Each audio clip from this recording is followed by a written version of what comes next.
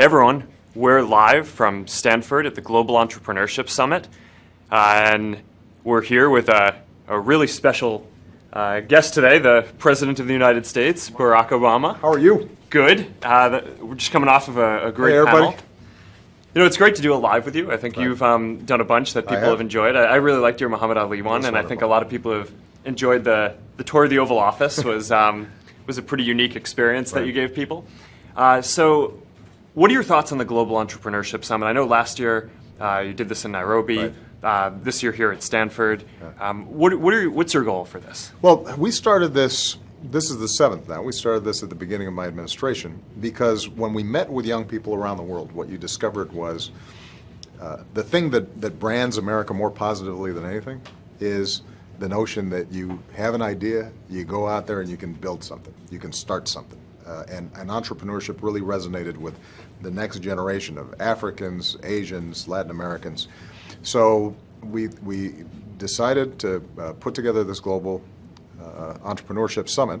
We've done it in Turkey and the Emirates and Malaysia, but we thought that it would be good, since the first one was in Washington, D.C., to bring it back home here to Silicon Valley, where everybody around the world understands this is a hub of innovation. And we have people participating from 170 countries, 20 governments have sent representatives here.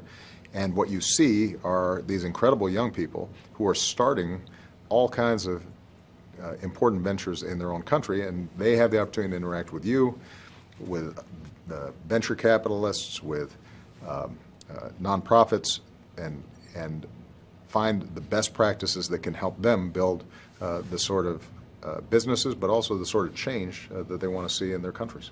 Yeah, it's a really inspiring group of folks, and the folks on the panel just now. Right.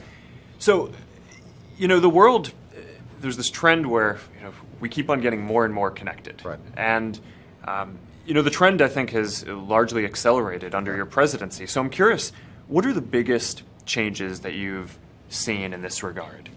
Well, if you think about just 2008 and what's happened in social media, something that you helped to lead, obviously, that has been an incredible transformation.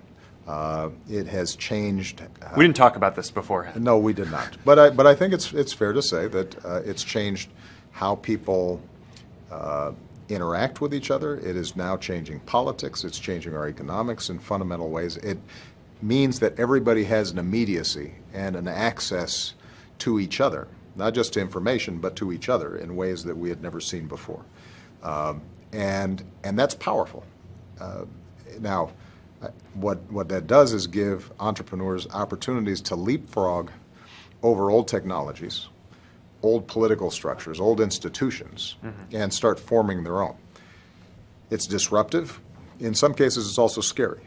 Right, a classic example is what happened in Egypt. We were just with a young entrepreneur from Cairo, where Facebook and social media helped to launch a revolution, but it also created a blowback and a concern about what does this mean for all these young people to be able to talk to each other without having to go through established channels. And part of, I think, our goal has to be to make sure that we help young people like the ones who are here at this Entrepreneurship Summit use these new tools, form these new bonds, and not crush the innovation, but rather help to shape it in a way that creates more jobs, more opportunity, more inclusiveness, more tolerance, more understanding, more peace, less conflict. And that's going to happen, but it's going to take some time, and I think you're always going to have people who react to all this new stuff by saying that's a little scary. Yeah, and there are always new tools, and it's always the people who make the change, right? So we were talking to a lot of really inspiring entrepreneurs here, and you mentioned Egypt. I think it's there. It was the people who really led that, and tools and connectivity. I think is a big net positive for the world, but we need to make sure that that entrepreneurs are taking advantage of these opportunities and creating more value for everyone in the world. So I'm curious, what do you think are the biggest opportunities that you'd love to see some of the entrepreneurs here go after and empower them to do? there are both sectors where I think there are huge opportunities, and there are things the government can do as well. So in terms of the problems that we have to solve, energy is a classic example, the issue of climate change. There are entire continents, sub-Saharan Africa or the Indian subcontinent, where people are developing rapidly, they're getting connected, they're going to need electricity, they're going to need energy, but if they duplicate the ways that we produce energy here, or have in the past, then the entire planet's underwater.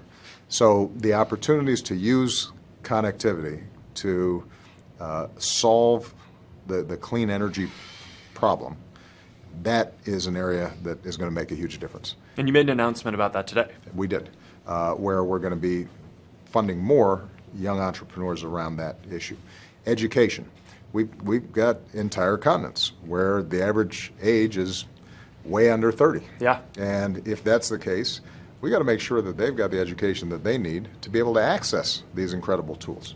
And thinking about how technology, online learning can turbocharge and advance people's ability to educate themselves, get good jobs, get the skills and the training they need, that's a huge sector. Healthcare.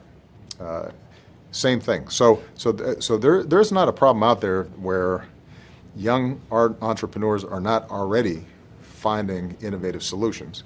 The key is for us to have built the infrastructure for it, to build the structures of rule of law and the regulatory structures so that they're not getting bottled up and frustrated by old creaky systems.